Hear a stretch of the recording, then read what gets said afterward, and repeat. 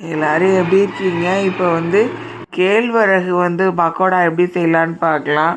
அது வந்து ஒரு கப் மெஷின் கப்பில் வந்து ஒரு கப்பு வந்து கேழ்வரகு மாவு எடுத்துக்கோங்க.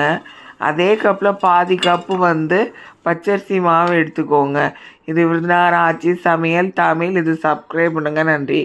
அப்புறம் உப்பு வந்து ஒரு டீஸ்பூன் எடுத்து போட்டுக்கோங்க. அதுக்கப்புறம் வந்து ஒரு வெங்காயம் எடுத்துக்கோங்க, ஒரு பச்சை மிளகாய் எடுத்துக்கோங்க. இஞ்சி பூண்டுலாம் கூட ஒரு 2 பூண்டு, ஒரு சின்ன துண்டு இஞ்சி கூட கட் பண்ணி போட்டுக்கோங்க. அது கூட நல்லா டேஸ்ட்டாக தான் இருக்கும். இது வந்து வயசானவங்க வந்து டாக்டர்கிட்ட கேட்டுட்டு தான் வந்து இந்த சமைச்சு சாப்பிடுங்க.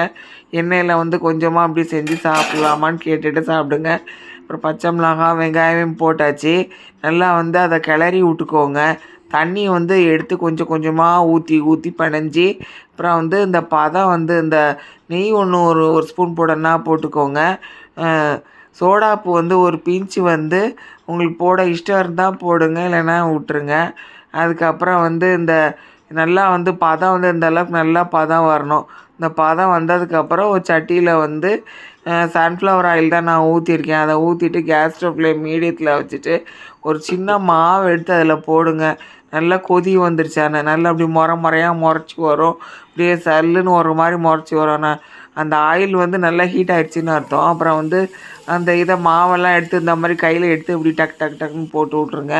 அந்த மாதிரி போட்டு விட்டு நல்லா ஒரு 5 நிமிஷம் அப்படியே விட்டுருங்க.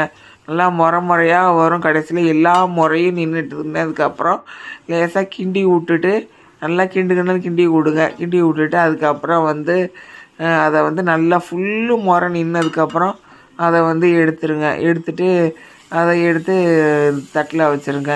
இந்த மாதிரி செஞ்சு சமைச்சி குழந்தைங்களுக்கு கொடுங்க. பெரியவங்களுக்கும் டாக்டர்கிட்ட கேட்டுட்டு சாப்பிடுங்க. குழந்தைங்கள் வந்து விரும்பி சாப்பிடுவாங்க. இதை வந்து சாதத்துக்கு வச்சு சாப்பிட்லாம், இல்லைன்னா வந்து ஸ்நாக்ஸாக கூட வெறுமனே ஸ்நாக்ஸாக கூட வச்சு சாப்பிட்லாம். தயிர் சாதத்துக்கு கூட வச்சு சாப்பிட்லாம்.